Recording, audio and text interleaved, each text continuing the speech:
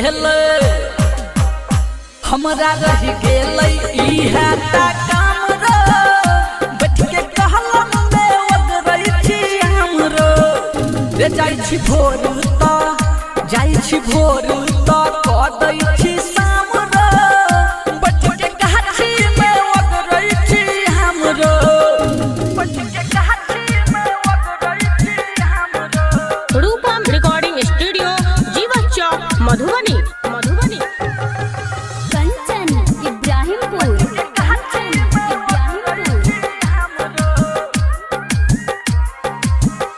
दोस्त मिता हिता साथ खेली भइर दिन तास दोस्त मिता हिता साथ खेली भइर दिन तास बहै हवा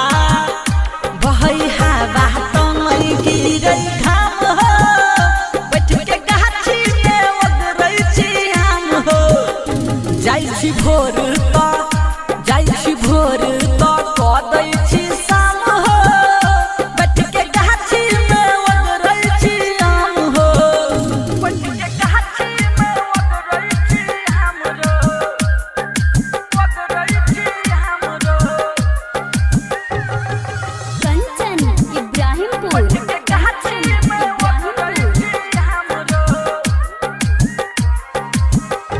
ओतै गायरी कम छान दै छी गाछी पर ध्यान ओतै गायरी कम छान दै छी कलम पर ध्यान चोर पकड़ई में हमर बड़का नाम हो बैठ के गाछी में ओगरै छी हम हो धेने छियै माल दह पर ध्यान हो बैठ के कहलम में ओगरै छी हम हो बैठ के गाछी में ओगरै छी हमरो। रूपम रिकॉर्डिंग स्टूडियो जीवन चौक मधुबनी।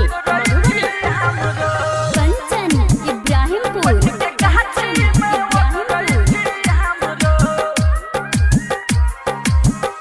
भैरव रूपम अजित गाबै कलम में गीत भैरव रूपम अजित गाबै कलम में गीत करै तोलिया इच्छा को आराम रो बैठ के गाछी में ओगरै छी हमरो हमरा रह गेलै एके